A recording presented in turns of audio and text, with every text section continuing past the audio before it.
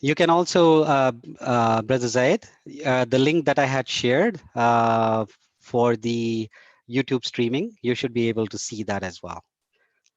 You want to double check? Yeah, we can see that. Okay, YouTube streaming is up. Let me, there's a little bit of a delay.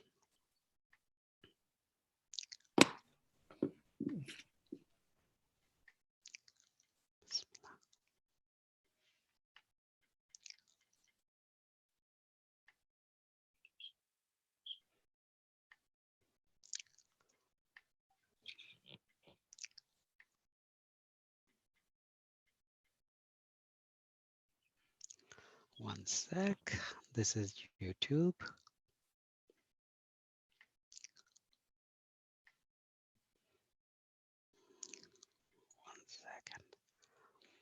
One sec, Alt P, extend. We are a little bit early though, right? About 5 minutes. Oh, yeah. Because I always, whenever I conduct these programs, I make sure that, you know, people are, one sec, let me just input. I'm just doing a few changes here.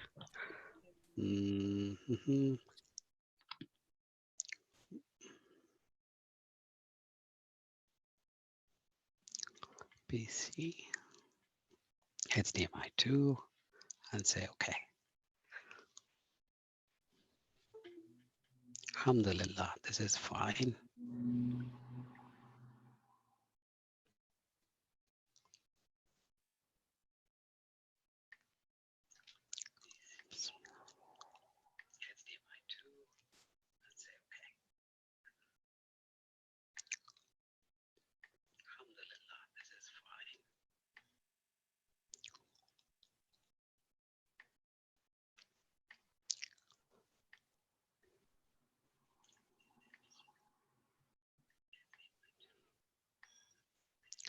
Sorry, Sheikh, I'm just setting up a couple of things just to make sure that everything is all. No problem. Yeah. So yeah, I'm just bringing up. I can see my live stream here. Yeah, I can see. Let's see here. How many viewers are there?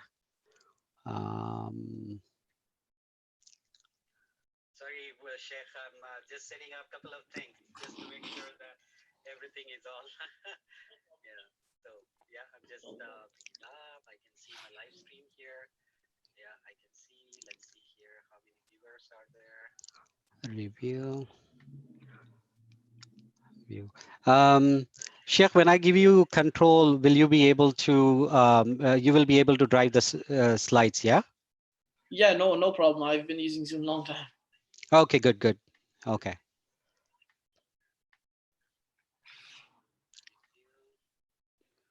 Okay, wonderful. That's good. So, Sheikh, when I give you control, will you be able to, you will be able to drive this? Is there a reason why? Is there a delay on your end? Because I hear. Yeah, I just turned off the volume. Now it should, because see the streaming, you know, people should be able to see that. I mean, there should not be any delay now anymore. I just fixed it. So, oops, what am I doing? Oh, hold on. That's, oh, there is a slideshow. Ek second. I had this. Hold on. I'll delete all this. I don't want all this. Delete. Perfect. Okay. It's good. I'll have everyone here.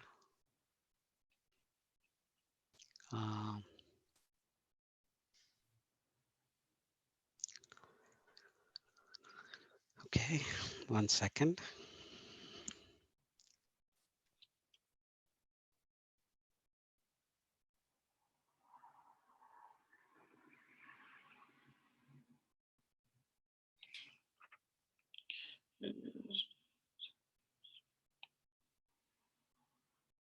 That's Sheikh Muaz. Assalamu-Alaikum. I guess so. Imam Muaz, I heard a beep. I thought he's the one. Assalamu-Alaikum. Welcome, Salam, Sheikh. How are you? I don't believe he is able to speak yet. Maybe he's Oh, configuring his mic. okay. Live streaming. Yes, live. Click on live. That's it. So good. Okay. We are there. I think I'm in wrong meeting or what? Huh?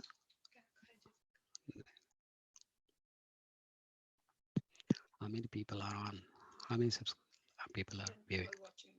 Okay, 10 meter. Okay, good. 13 watching now. Okay, people are growing. It's coming up. Number is growing. That's good.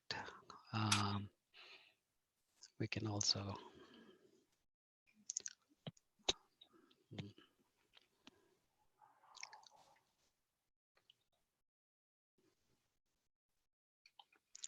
let's keep it below. Okay. What's the volume? Is the volume okay? Yeah. Okay.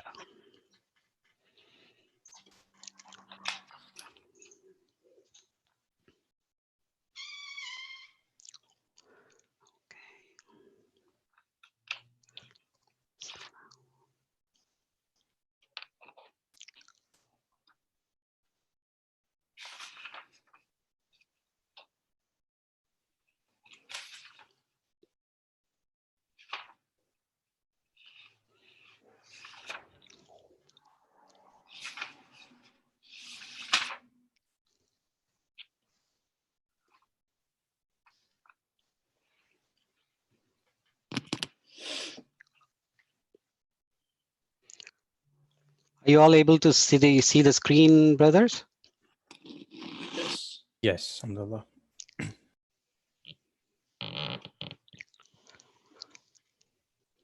Just the PowerPoint slide, right? Yes, that's correct, alhamdulillah. And the live stream is good as well. Yeah, good.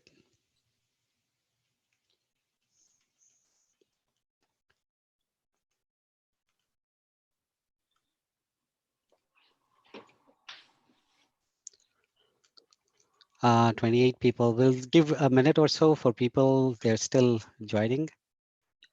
Mm,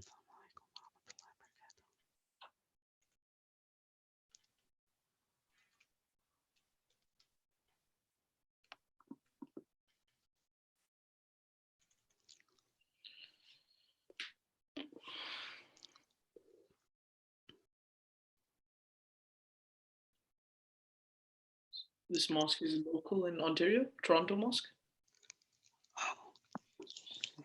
Assalamu-Alaikum, Sheikh Mansoor. Assalamu warahmatullahi wabarakatuh. How are you? Good, Alhamdulillah. How are you? Alhamdulillah.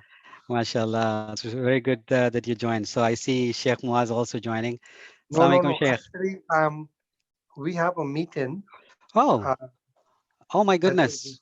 something crossed. We have a Oh my scheduled God. meeting. I So told brother Kaiser that we are scheduled to have this meeting for the you're using our Zakat webinar. you're Yes, using our Zoom. yes, we are using your Zoom. Okay. So let Yeah, me yeah. tell these brothers, inshallah, so Jazakallah khair. I we can appreciate just that. do it audio, inshallah. Okay. Jazakallah khair. I appreciate that.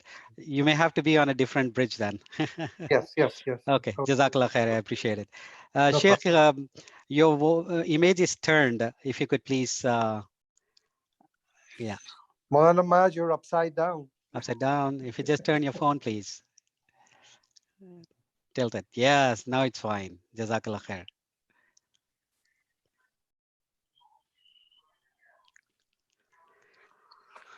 Okay, I guess we can, inshallah, it's 3 minutes past the hour. So let's give 2 more minutes. We'll start, inshallah, at 5 minutes past 2,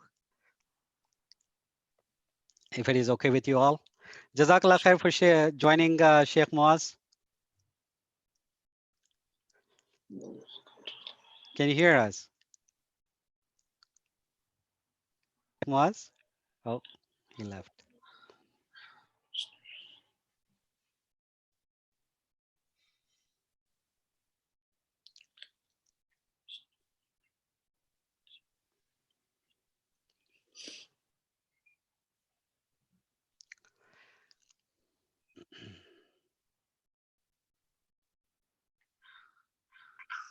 Hello. Yes, Assalamu-Alaikum. Welcome, Sheikh Moaz. Assalamu-Alaikum. Walaikum salam wa rahmatullah. Yeah, I can hear you. Okay, that's good. All right, so one more minute to go, folks. Jazakallah khair for your patience.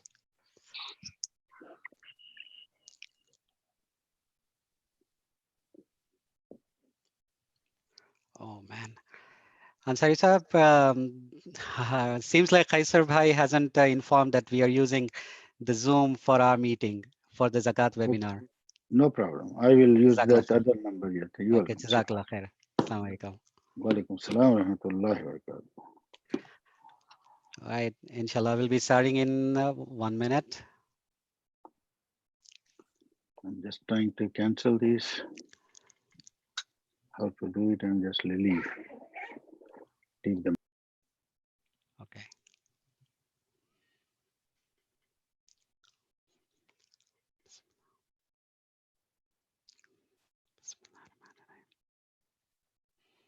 All right, good. So, Bismillah ar-Rahman ar-Rahim. Nahmaduhu nusalli ala Rasulil Kareem. Auz billahi minash shaitanir rajim. Bismillah ar-Rahman ar-Rahim. Jazakallah khair for joining the Zakat webinar. My name is Nasir Ahmed. So glad to host this particular Zakat webinar.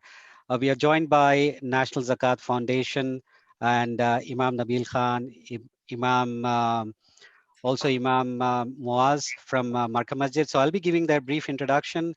And also we have Brother Zaid Mirza from National Zakat Foundation as well. So a brief intro on the National Zakat Foundation. National Zakat Foundation is a Canadian initiative which aims to utilize Zakat funds and voluntary donations collected in Canada for the benefit of local deserving recipients. As such, National Zakat Foundation is 100% local.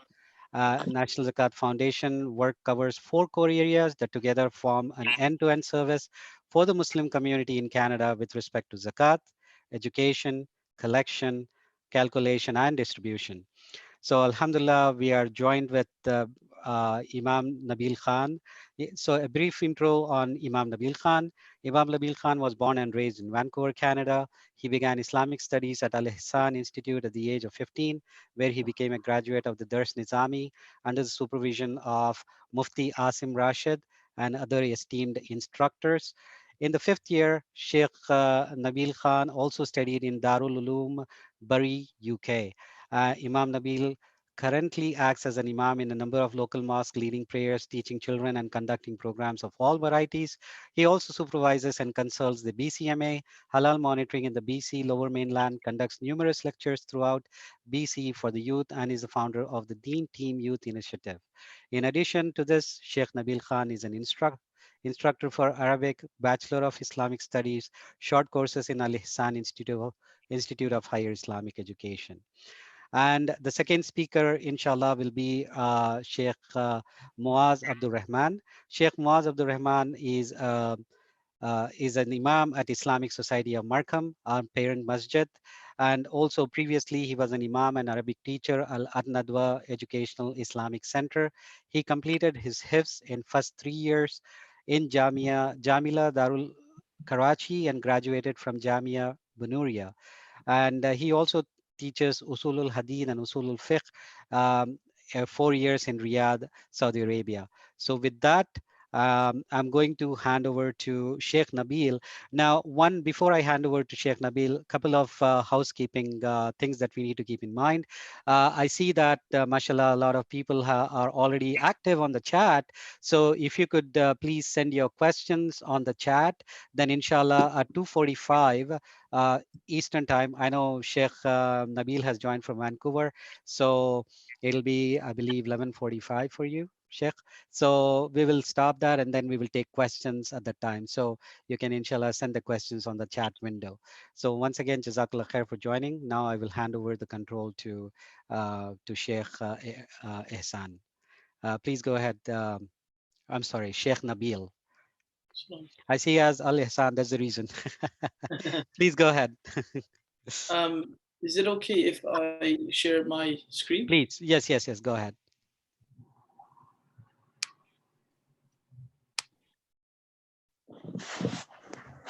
You would need to stop sharing, I believe. Oh, is it? Okay. Okay, go ahead now.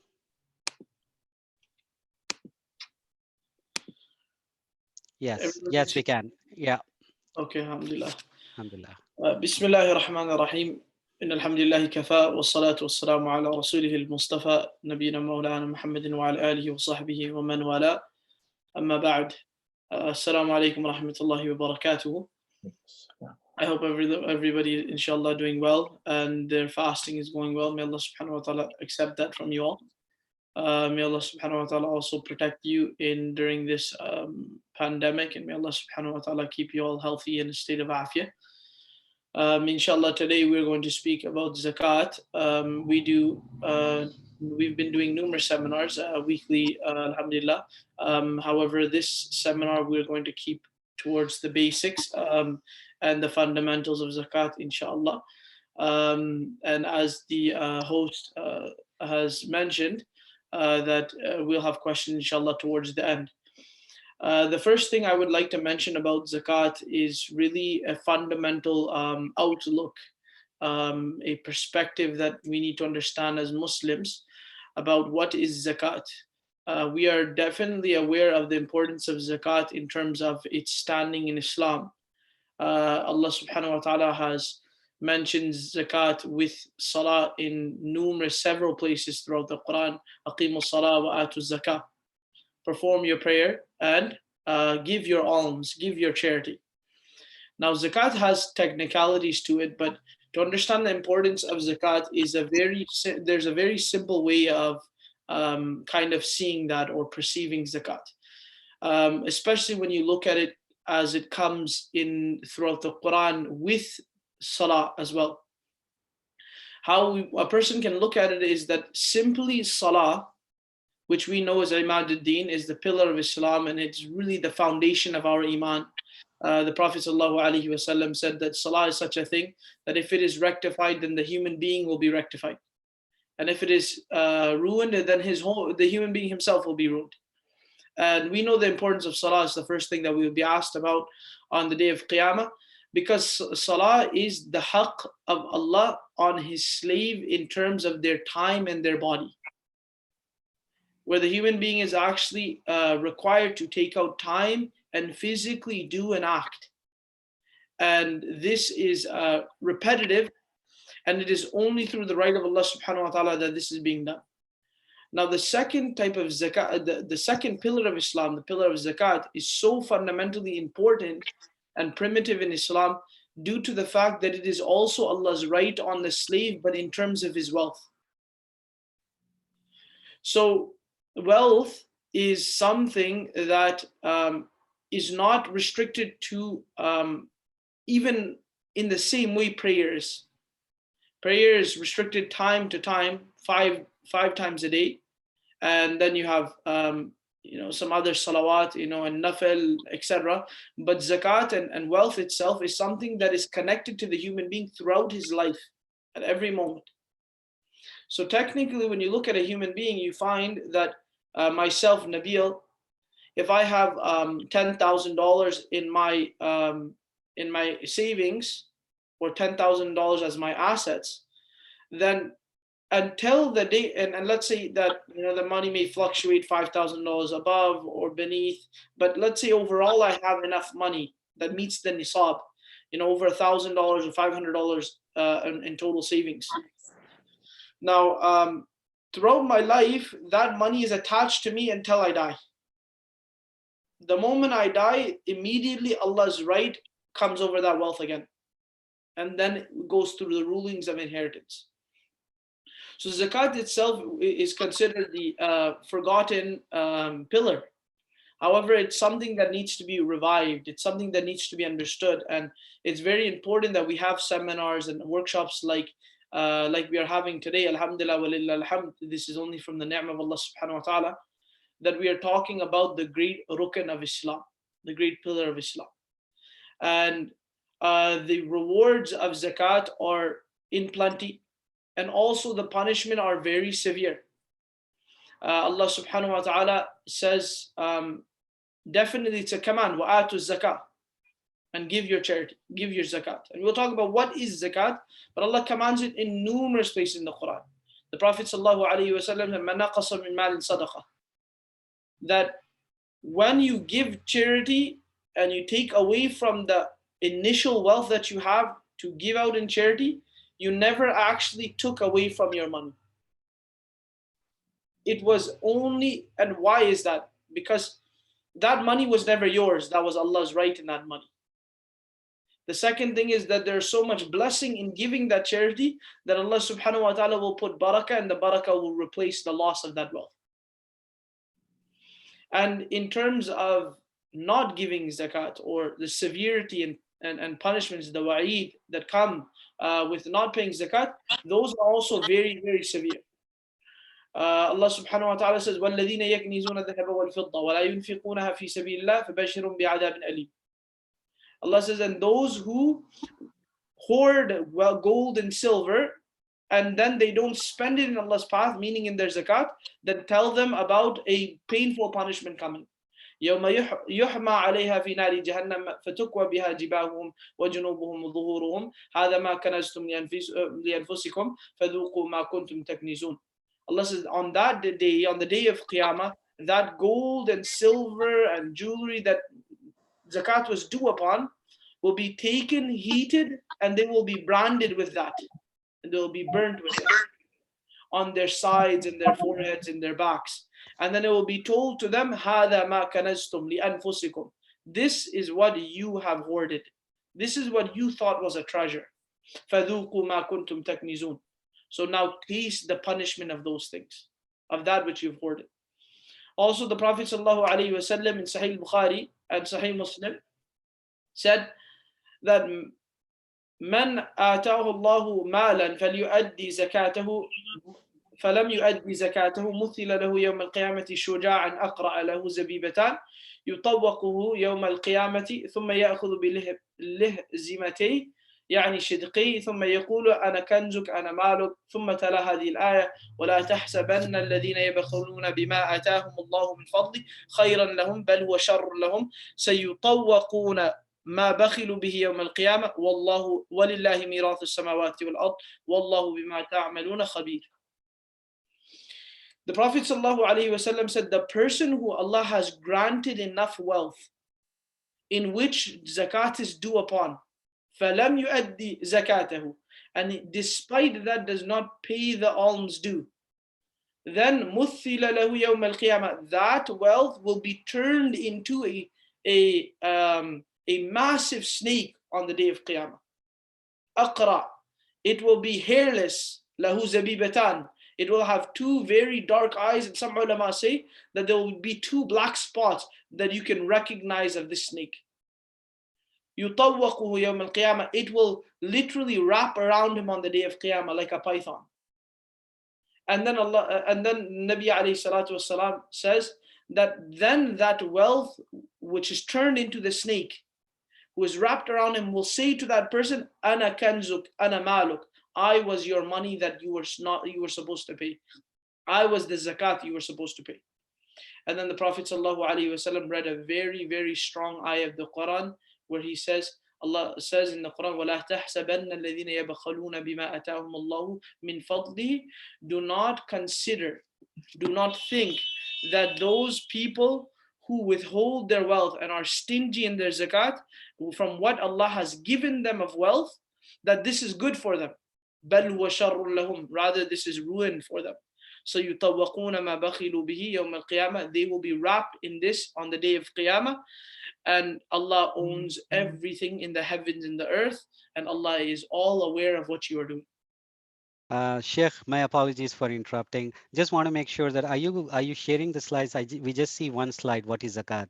Lexically, purity increased to. Yes, I'll be going through this inshallah. Oh, okay. Sorry, I thought. Oh, you're still on the first slide then. This is Okay. kind of just an Jazakallah khair. introduction, inshallah. Don't worry. Okay. No Jazakallah khair. problem. So it's important to understand why we are speaking about zakat, because zakat is itself can become very complex in terms of assets and dividing and calculating. However, alhamdulillah, nowadays there are there are imams everywhere, and the imams are there to help you understand, to calculate, to assess and analyze your zakat and your zakatable assets. But it's very important we find that majority of people actually do not pay their zakat. There have been studies out and statistics done that majority of Muslims, it's actually the predominant majority, either do not pay their zakat or do not understand that they have a certain amount that they need to pay. So there are most Muslims in the world, especially in North America, who are able to and are eligible and required to pay the zakat. They first choose not to pay their zakat, which is the worst category, unfortunately. And then within those who choose to pay it, those who pay it carelessly, and they do not actually calculate their zakat, and only seldom do Muslims take it as a great responsibility that they pay their zakat and they're diligent on how much they need to pay and on calculating that. So we are here to educate the people on some basics, inshallah, so that they understand what is zakat. And then there are modems, there are platforms all over the country that people can use to their avail. They're at their avail. They're there to support them, inshallah, and they should be using those, inshallah. So, inshallah, the first thing we're going to speak about is az-zakat lughatan. Zakat in the Arabic language is referred to as purity, tahara. This is where the word tazkiyah comes from. Tazkiyah, which you hear of like purifying the soul, or tasawwuf, they say. It comes from originally, you find in the Quran, yuzakkihim wa yu'allimuhum al-kitab wal-hikmah. Tazkiyah is the word in Arabic that comes from zakat originally. It's a form from that same word, which means to purify. One actual other meaning, a more deeper traditional meaning of zakat is to burn.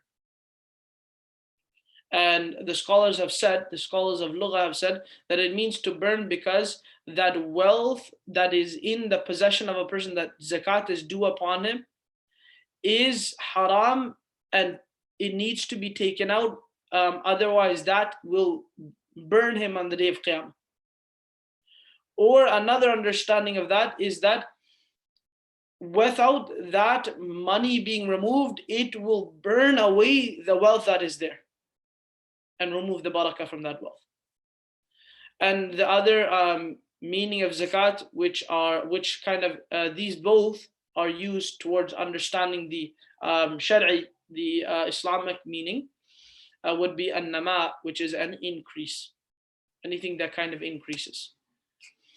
Islamically speaking, it is the transfer of ownership of a certain amount of wealth that has been prescribed by the law, meaning Sharia, from a rich person to a poor Muslim who is neither a Hashimi or a slave of Hashimi, and this is done for the sake of Allah. So you'll find in the basic definition a few major conditions. One is that zakat is given by the person who is considered in Islam wealthy. Zakat is given by the person who's considered wealthy, who meets the nisab. The second thing is that it is given at a due time, which is the passing of one entire year. The third thing is that that wealth is given to within those people who Allah has also mentioned as eligible for zakat.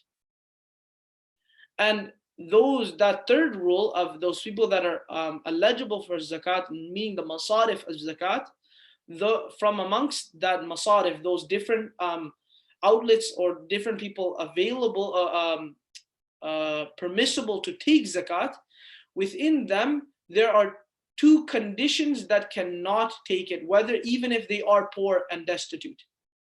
And those are the Hashimis and other slave of the Hashimis, of the family of the Nabi alayhi salatu wasalam. And the last condition, which is a very vital condition, is fi sabilillah, or lillah. That this zakat, it is the right of Allah, and it needs to be done with that intention that you are fulfilling the right of Allah. And it must be done with that niyyah. It is not like giving tax. So inshallah, we'll be talking about a little bit about what is zakat, some little details and some history, inshallah. here you'll see that Aisha radiallahu anha, she says that zakat has never intermingled with any amount of wealth without destroying and rotting it. So when you have wealth and you don't pay this zakat, you're actually destroying your own wealth. You're eating at that wealth. And Allah subhanahu wa ta'ala, as I mentioned, has commanded this throughout the Quran in numerous places. Now, who is supposed to give what we call shurut fardiyat zakat? The conditions that are required to consider zakat necessary on that person. The first is that the person must be an adult. An adult in Islam means a person who has reached maturity, has hit the age of puberty. So it's not a legal age where you are 19, for example, and you leave the infant state, legally speaking. Rather, it's bulugh, when somebody reaches the state of puberty. The scholars amongst themselves have, and based on the different ahadith, have differed on what are the signs of puberty. However, we're not going to get into that, inshallah. The Hanafi scholars specifically hold the opinion that the moment that a boy or a girl is 15 years old, then they will be considered to be baligh automatically. Based on the hadith of Abdullah bin Umar radiallahu anh, where when he was 15 years old, only then the Prophet sallallahu alaihi wasallam allowed him to engage in the jihad. He actually delayed him for 1 year when he was not 15, and he was not able to join in the jihad. The year later, when he was 15 years old, Nabi alayhi salatu wasalam allowed him to participate in the jihad, and the jihad was only obligatory upon the adult Muslims. So they said that this was a sign of adulthood. Second is that zakat is only paid by Muslims. It is only paid to Muslims, and it is only paid by Muslims. So it's not really something that should be argued. Because sometimes people question that why is it only paid to Muslims, or why are only Muslims receiving zakat when there are poor non-Muslims around the world? This is a question that people have all the time. Well, you're looking only from the end service. If you look from the beginning service, you'll understand that zakat is only obligatory on Muslims. And since it's only obligatory on Muslims, it's a sole Islamic right. So it's only obligatory on Muslims, that has nothing to do with non-Muslims.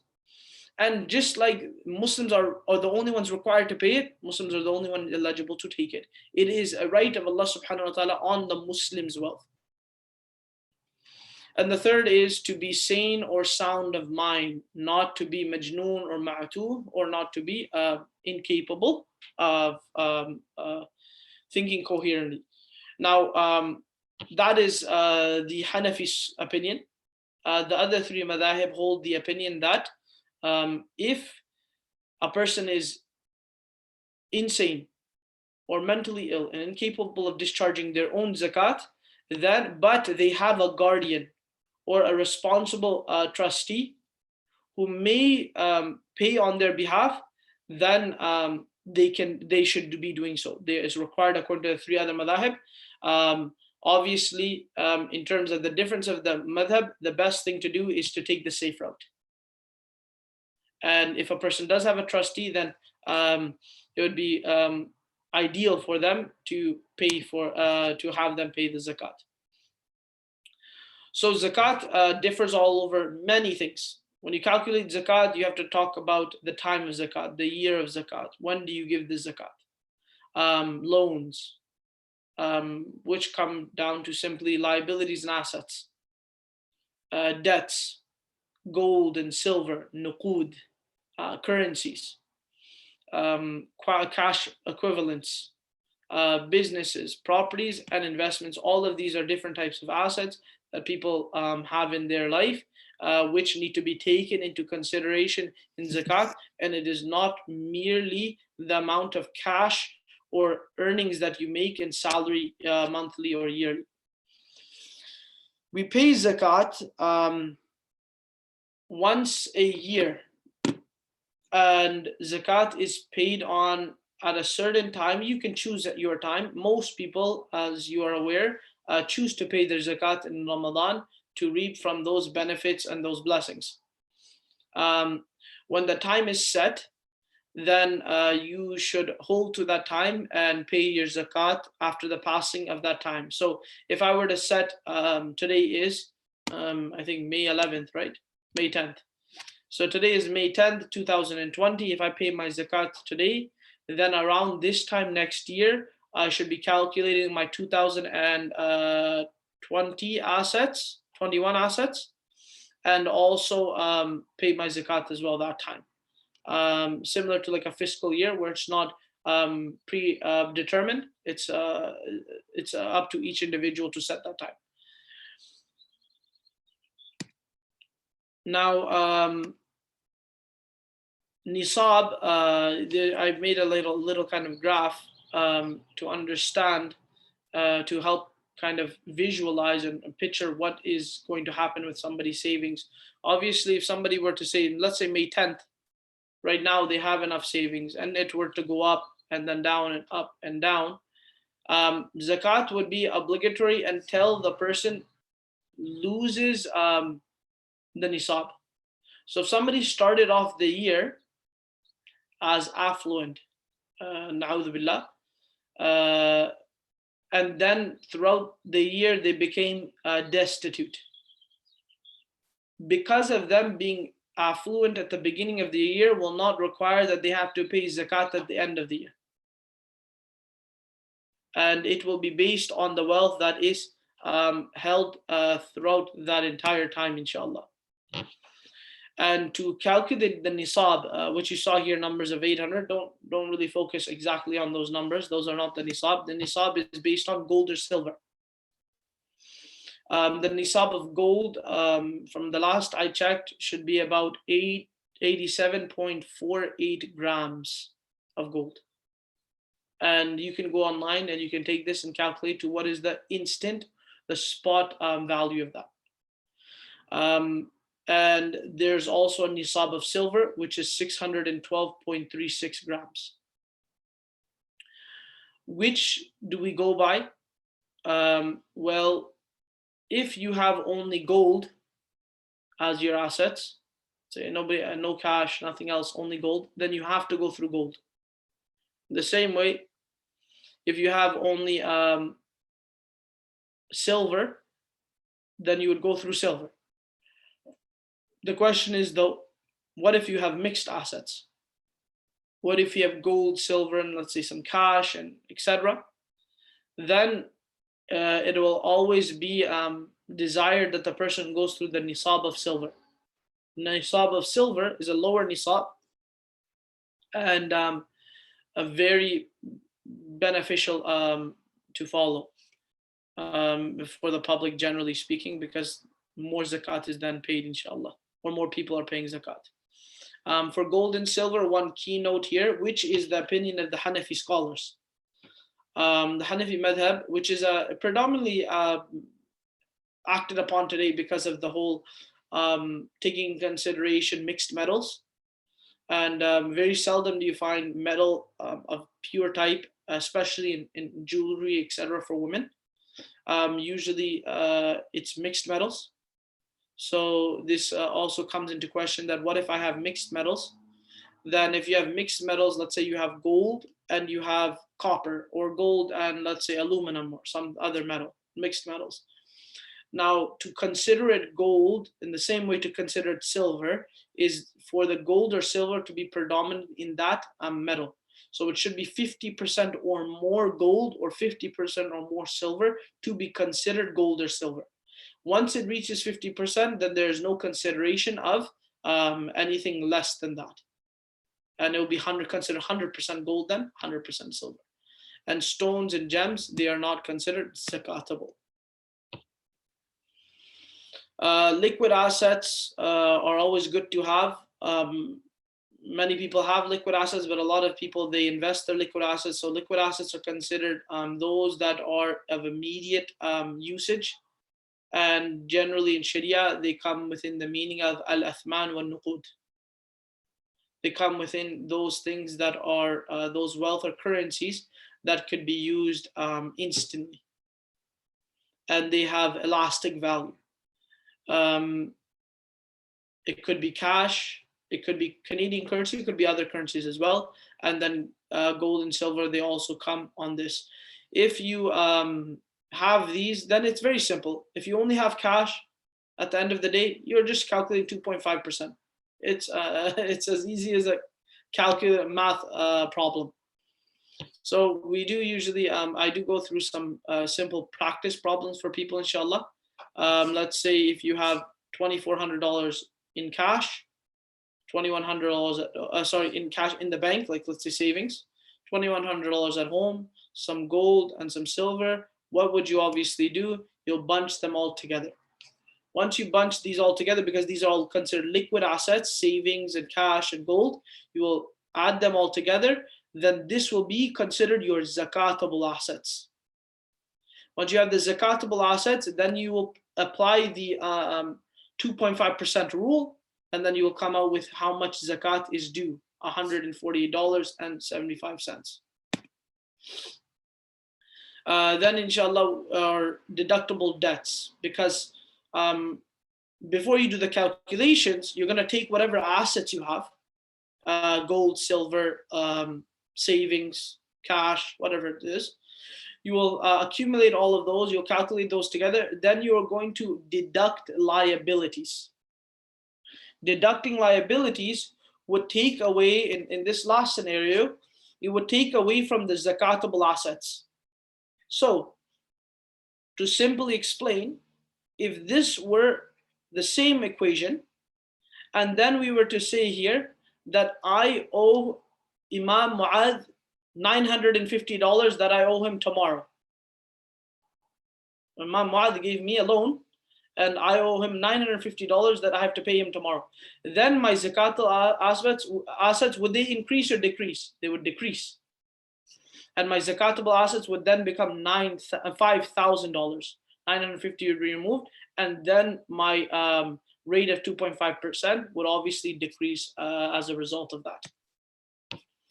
So deducting debts in terms of what we call duyun, there are three types of dains, which we don't really need to go through all their terminologies technically. It's more of what's applicable. You have a dain al-qawi, a dain al-mutawassit, and a dain al-da'if. Three types of dain, three types of debts. Here, what is more practical people follow are, obviously, a dain al-qawi is an immediate debt, which is a loan that must be paid right away. It's required. So this is what we mean by right away within that zakatable year.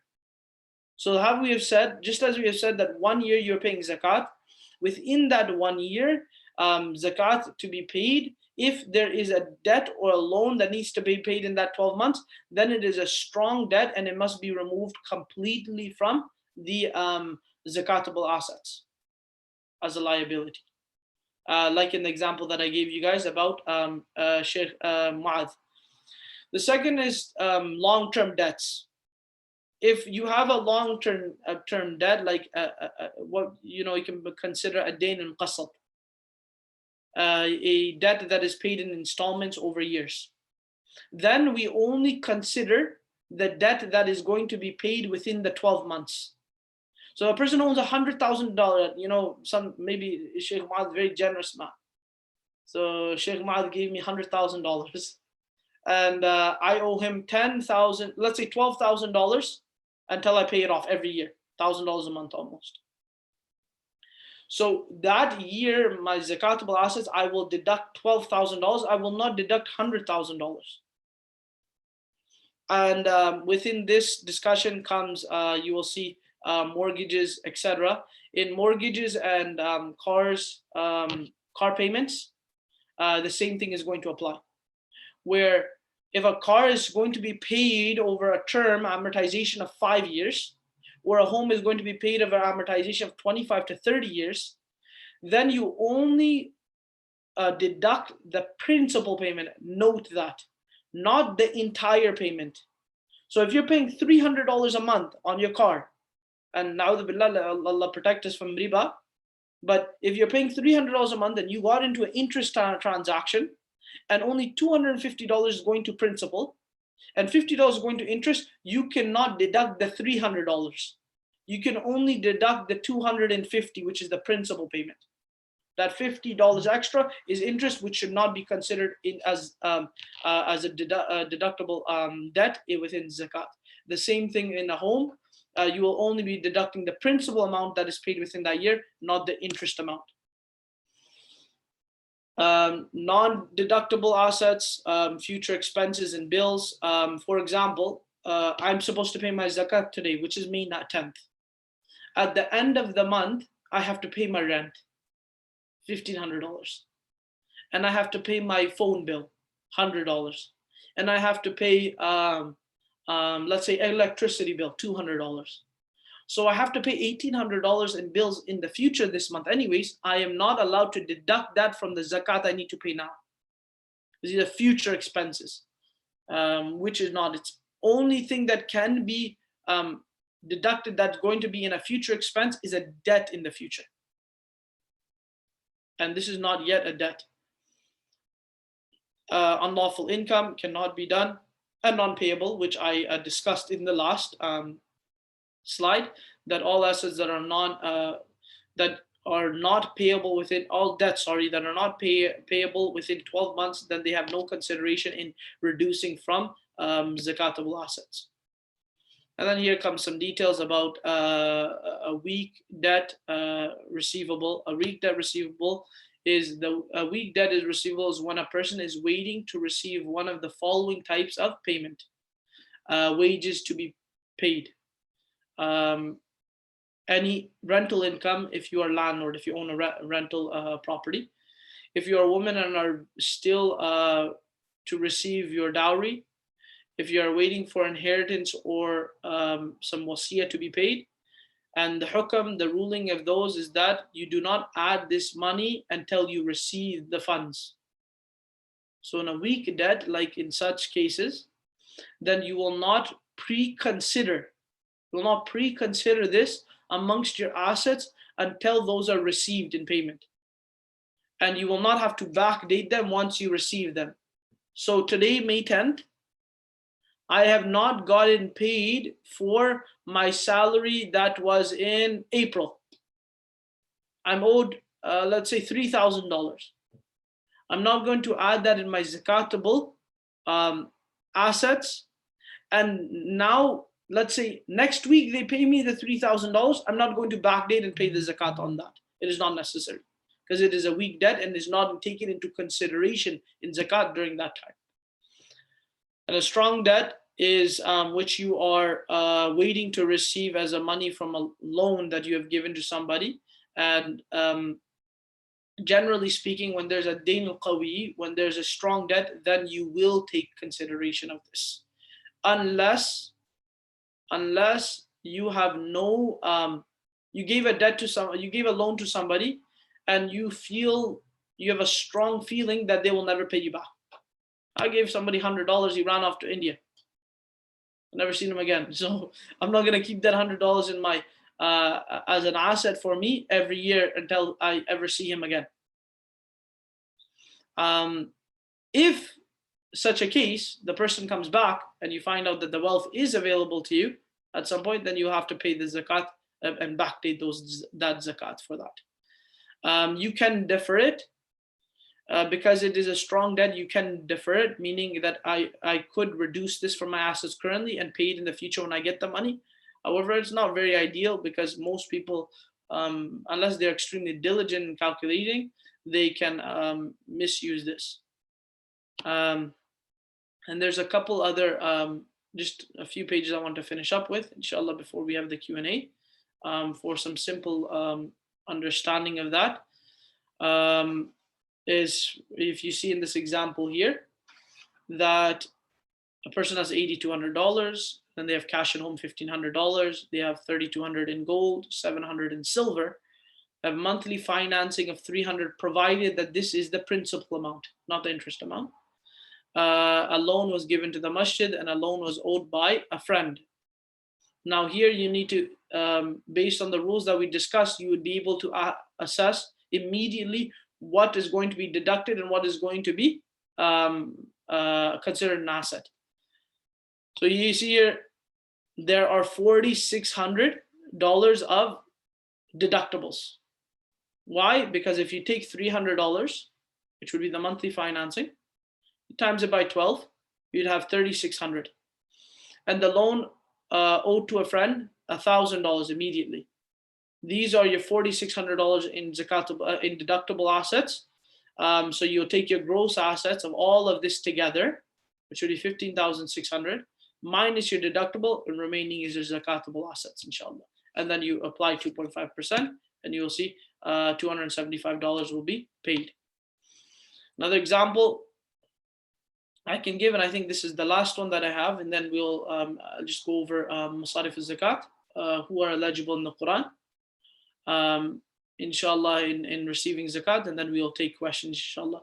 The last practice problem is here, 16,500 is in the cash account, 3,000 at home, 6,500 in gold, 2,500 in silver, $1,700 in mortgage, provided this is principal, not interest included. Loan to the masjid, and lost cash. So you can see it for a second to kind of see if you can understand that yourself. Then you will see, okay, your total gross assets are everything put together, and $20,400 are going to be deducted from that. Why do you think that is? Well, obviously you have your mortgage amount, $1,700, which is times, which is already is $20,400, which is going to be your zakatable assets. Your lost cash here is not even going to be taken in consideration, doesn't exist anymore. And you remove that from your assets, and you have $18,100 remaining, and you take you times that by 0.025, which would be 2.5%, and then you have for $452.50, which is due as zakat. And inshallah, the last thing before we start is who gets zakat. Allah subhanahu wa ta'ala says in the Quran, إنما الصدقات للفقراء والمساكين والعاملين عليها والمؤلفة قلوبهم وفي الرقاب والغارمين وفي سبيل الله وابن السبيل فريضة من الله والله عليم حكيم. That zakat is given to the destitute, the poor, those that are employed in zakat, those that zakat is used to strengthen their bonds, their hearts, and in slaves, emancipating of slaves, and in those in debt relief for those that are in debt, and in the path of Allah for jihad, and in the traveler in need, faridatan min Allah. This is a obligation from Allah subhanahu wa ta'ala. Wallahu alimun hakim, and Allah subhanahu wa ta'ala is all knowing, and hakim, Allah is wise. And that last sifa there is also very important sifa. Allah is hakim, Allah is wise, and why He has established the obligation of zakat and the importance and the benefits of zakat. And when people find themselves paying zakat, they will definitely find themselves in a state of barakah and Allah subhanahu wa ta'ala's pleasure in their wealth. And inshallah, you can remember the hadith of Al-Qudsi. Allah subhanahu wa ta'ala says that إِذَا أُطِعْتُ بَارَكْتُ. When I am obeyed, I give barakah. وَلَيْسَ لِبَرَكَةِ نِهَايَةٍ. And when I give barakah, there's no end to the barakah. There's no end to my blessings. And we are all in search of that barakah. May Allah subhanahu wa ta'ala accept our zakat and your zakat and our program today, inshallah. I can take questions if there are any. Jazakallah khair, Sheikh Nabil. That was very informative, and the practice problem really made it very simple. I really like that title of Zakat Made Simple, and mashallah, these practice problems did help us. Now, before I ask the questions, I would like to invite Sheikh Muaz, if he would like to comment or share any of his thoughts on this session. Sheikh Muaz.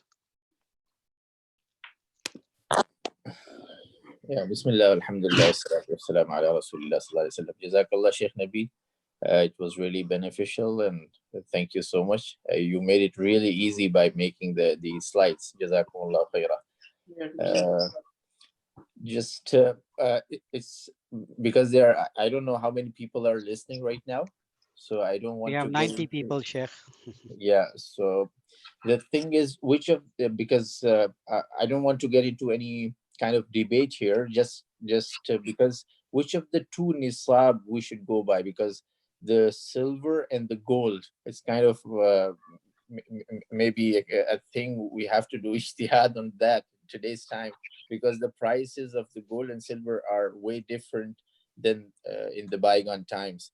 So if we make the nisab today according to the price of silver, so it is like if a person is possessing like $500, he has to pay zakat, and he will not be eligible of taking zakat. So I don't think, because Sheikh Manzoor Normani also mentioned that. So I don't know how the scholars in North America are taking it now.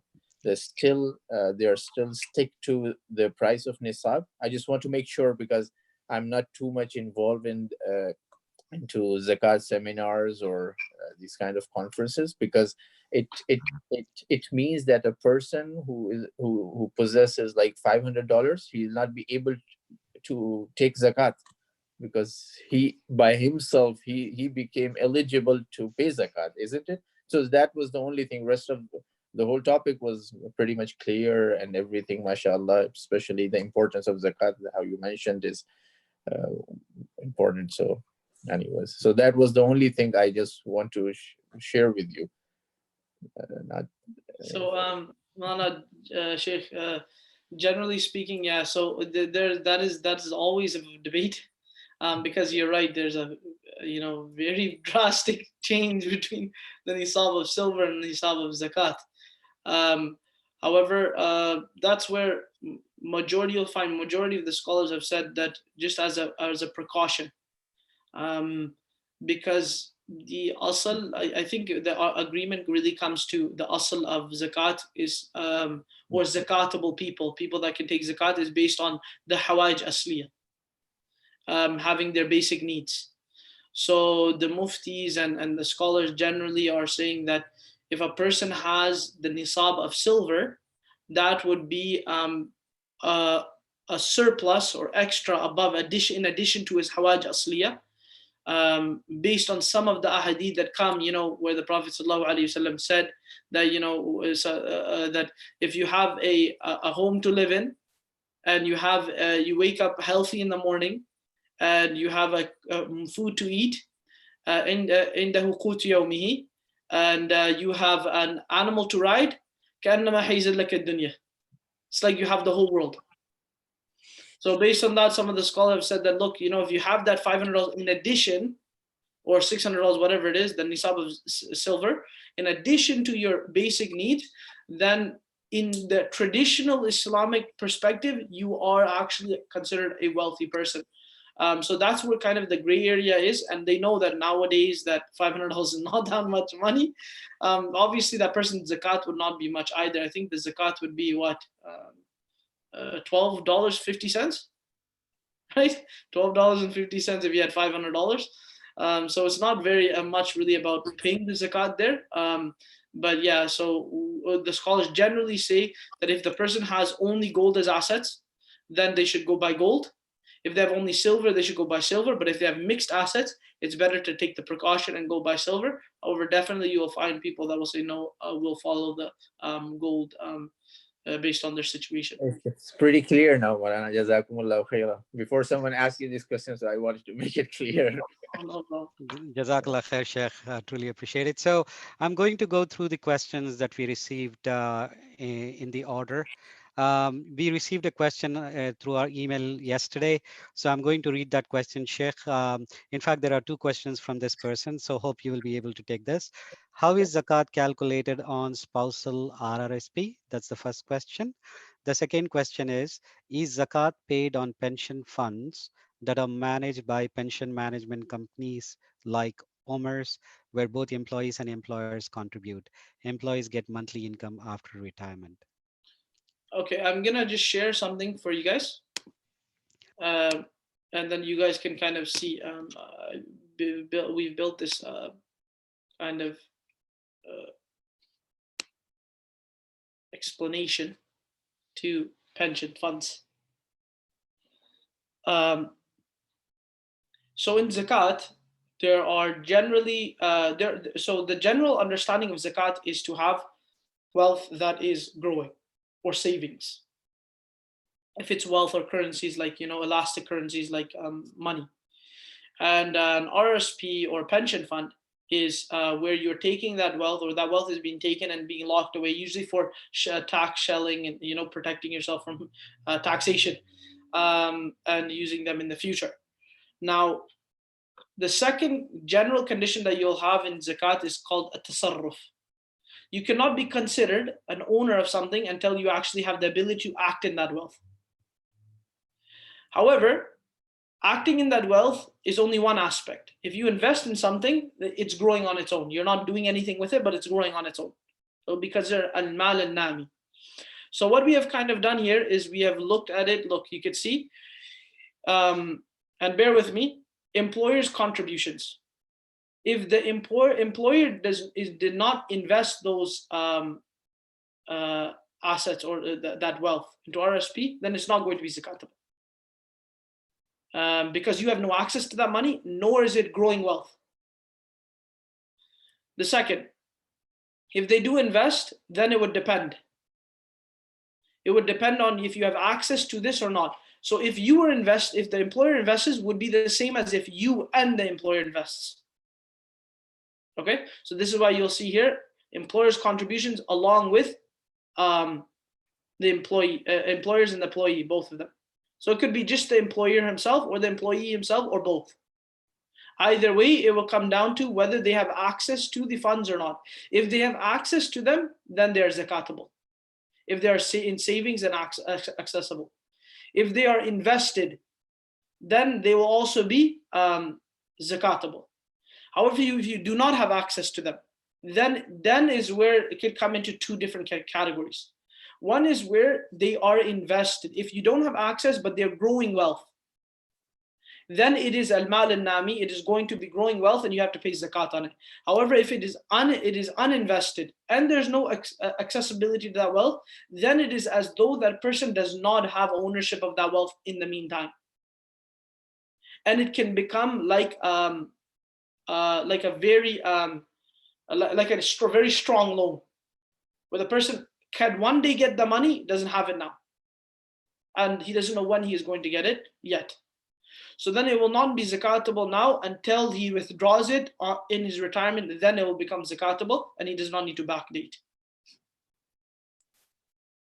All right, I hope that answers the question. Jazakallah khair, Sheikh. Now I'm going to go through the questions on the chat based on the order we received them.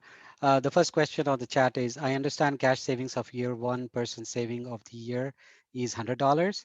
Is the zakat due on $90 or $100? Means zakat due after $10 or start from the first dollar? $90. $90. Okay, good. I hope that answers. Then the second question from the same person, gold is 85 grams. If one has 86 gram jewelry, is the zakat due on 86 gram or 1 gram? Means it is due on the rest of the weight after going beyond the nisab, which is 1 gram, or on the total as 86 gram. So if this scenario, if the nisab is 86 grams and the person only has 85 grams of gold, then they will not be required to pay zakat, only in the case where that is their only asset. If they have gold and other cash, etc., then they would reach the nisab, and then they would be paying it on its entirety. All right, Jazakallah khair, Sheikh. And one last question, which is quite practical. The question is, goldsmith shops are closed due to COVID-19. How to determine selling price of gold jewelry? What's your answer, Sheikh?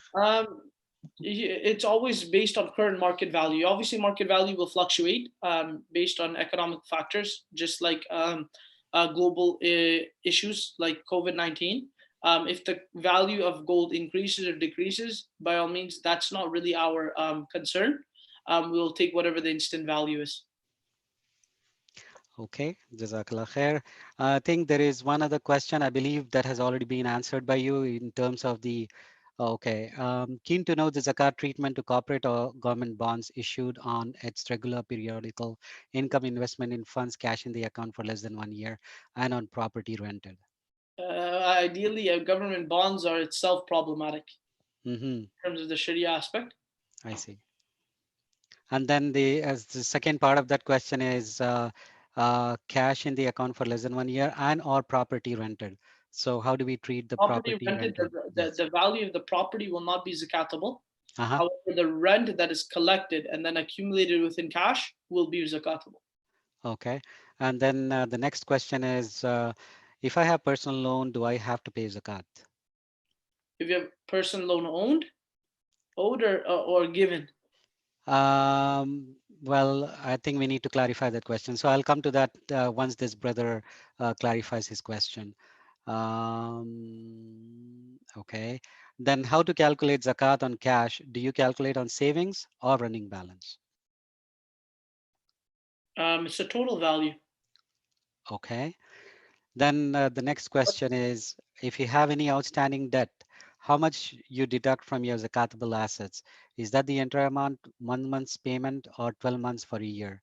Please What type of confirm. debt are they're saying they're not clarifying? They need to clarify what debt they're because it could Uh-huh. be a different type of debt. I see.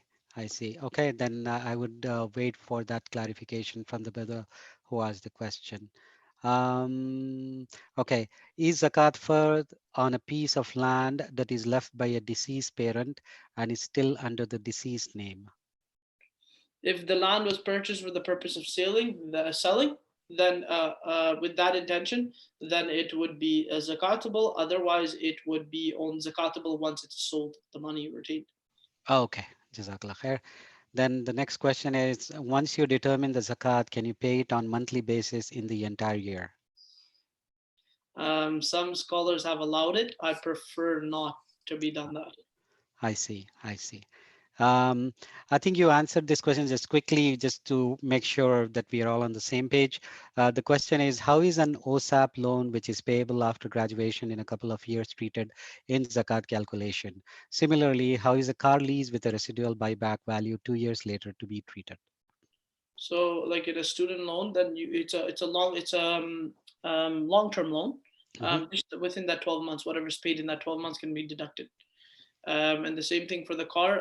Whatever current lease can be deducted, excluding any interest. And then if there's a buyout period after that of $15,000-$20,000, then and that person chooses to pay it, then obviously that would eat from their assets immediately. Okay. All right. I know we are on the top of the hour, but let me check if there are any other questions. Hold on. I don't think. Hold on. Yes, there are a few others.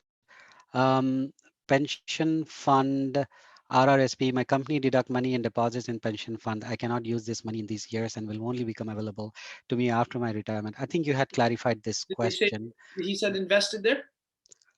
So in RRSP. Yeah, invested. Then yeah, then he'll pay zakat. Oh, if it is vested. Okay, okay. And then should I keep paying zakat on accumulated balance of my pension fund throughout my life on this money? So could you say that one again? Sorry, the same person is asking, should I keep paying zakat on accumulated balance of my pension fund throughout my life on this money? Yes. Okay. Um, okay. Please address zakat on precious. Okay, that's done. Hold on, another. Any other for how you personally expect to pay back a loan? Okay. How do you calculate zakat? Yeah, I think you already did for the RRSP.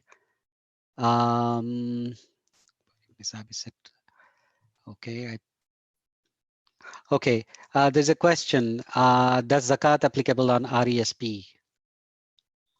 Is zakat applicable? Yes. Yes. RESP. Yeah, registered educational. Yes. Yes. It would be. Yeah. Okay. Um, Whatever amount I you've invested. and then there's a clarification, not a question. So I thought your principal home is excluded from the zakat calculation. Is this correct? Yes. It Okay. is until it's sold and profits are made. Got it. Got it. Okay. I think there is a comment. I don't know whether this is a question. I think it is a good point. If the nisab is set at too low level, then most of the people will not be eligible to receive zakat. I think he's commenting on Sheikh Mu'ad's point. It's really about it's not really only about eligibility. It's about defining those people within fuqara masakin. And Okay. if a person, if we take in consideration gold, which can turn about $6,000 to $7,000, to $7,000, then it'd be very hard to even make somebody eligible of fuqara masakin. Okay. Um, Yeah, I think you have already answered this question about the leases. Yeah, whatever you are paying as a lease, it is deductible, and only when there is a residual value, when you have to sell, then that becomes the zakatable amount. So I think Farhan Khwaja's question has been answered. Now, the other question is there any hadith to find out that you cannot give zakat to Sayyid family? Yes, hadith of Bukhari. I see. And Okay. even the Prophet sallallahu alaihi wasallam, he did not take any zakat Sallallahu Alaihi himself, Wasallam. uh, Uh-huh. explaining this was the reason. Okay, Farhan Khwaja, I think this has already been answered. Yes, you can use the lease payments that you are paying minus the interest, but since you are 0%, it should be considered as deductible. I think you already answered that question. Um, okay, Farha, again, one question. I'm sorry, we are almost 5 minutes past the hour. Is that okay, Sheikh? We just take the last few questions and conclude this session? I have no problem. Jazakallah khair, everyone. Also in UAE, the rents are paid upfront. I have an apartment in UAE and the rental is fully consumed in paying the Islamic mortgage there. Should I consider this as rental income in Nisab? Okay, could you clarify that? Okay, sorry. So the brother is saying that he is receiving rents in UAE, but what he is doing is the entire amount that he is receiving, he's paying towards the Islamic mortgage. He is not really, like saving anything out of that, but he's paying towards the mortgage. So should he It's still not, consider the rental income in no, Nisab? you cannot be dividing or separating that asset value. So Hmm. what he is doing, the way that the question seems, is Hmm. that he is considering his assets, Yeah. personal assets and his personal liabilities is one thing, and then he's taking in consideration a rental property with its mortgage on it, and then the rent that comes out of it, whether there are proceeds or not. It's not like that. They're not separated from him. That Okay. rental property is within his assets. So Okay. whatever he retains, it is what he retains. I see. I see. Okay. And then is there bills calculate for the 12 months to like mortgage principal deductible? Like, No, I mentioned that you cannot take or you can deduct within 12 months the principal void of interest. got it. Okay. And then what is the ruling on land residential plots? Should I consider the market value in Nisab every year or only at purchase? I think you had already clarified this. Once you sell it, then it becomes eligible for zakat. Well, for land, you have two things. Okay. Land, one thing is that if you have the intention to sell, then it's zakatable always. If you intention to buy to sell, you bought Hmm. it just to sell, then it's always going to be zakatable. Got it. Otherwise, if it's just invested, for example, you bought it just as an investment or business purpose, then it'll be zakatable as well. But if you bought it and then you have no clear intention there to sell or anything like this, then and it's rented out, for example, then you will be only the rent will be zakatable. And the All case right. of land is a little more tricky because a lot of people buy the land in hope of its appreciation. If they're buying it in hope of appreciation to sell it at an appreciated value, then the intention is selling. Hmm. Okay. Got it. Okay. Thanks very much. Now, another question is child's RESP zakatable? I think you already answered the question as yes. Correct, That Sheikh? amount is vested by the parent. Okay. And then how do you calculate zakat on pharmacy stocks? Because it comes and goes because the items get sold and new stock is purchased. Just at the end of the year, whatever is remaining. I Buying and see. selling, it's fine. It's a natural part. Okay. All right. So I think we are almost 8 minutes past the hour. I think we may have to conclude this session, because other people may had hard stop at 3 p.m. So really, truly appreciate your time, Sheikh Nabil, Sheikh Muaz, Brother Zaid. yeah, for your time, and Jazakallah khair everyone for participating in this session and also asking some brilliant questions on the chat. So once again, Jazakallah khair. You all have a blessed day. Assalamu alaikum wa rahmatullahi wa barakatuh. Salam. Alaikum assalam.